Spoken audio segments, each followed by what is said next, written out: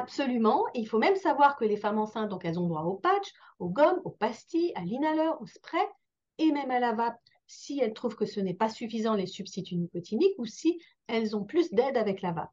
Clairement, ce qu'il faut savoir, c'est que tout ça, c'est remboursé sur prescription, aussi pour la femme enceinte, mais surtout la femme enceinte, qu'est-ce qui se passe?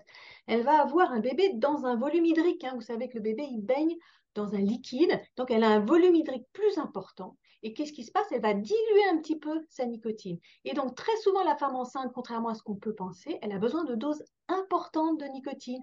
C'est pas le patch le plus petit pour la femme enceinte, c'est celui qui est le plus adapté. Et très souvent, c'est le patch qui est équivalent à ce qu'elles auraient eu besoin avant la grossesse, c'est-à-dire si elles fumaient un paquet avant la grossesse et que là elles ont diminué parce qu'elles sont enceintes à 7-8 cigarettes par jour, souvent c'est plutôt le patch qui correspond à un paquet par jour qu'elles prenaient donc avant la grossesse qui va les aider mieux qu'une substitution moins forte. Donc attention, les femmes enceintes, si vous n'êtes pas assez aidées par un patch, il ne faut pas hésiter à augmenter les doses.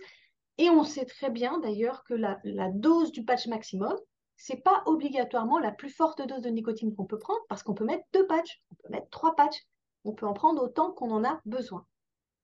Ouais.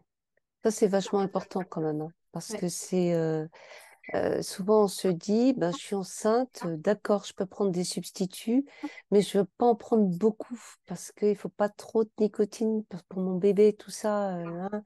Et donc, les femmes enceintes se restreignent au niveau de la substitution, beaucoup. Et oui, alors c'est Et les médecins ont n'importe tendance aussi à pas beaucoup prescrire. Hein. Il faut dire ils ont les choses comme elles peur. sont.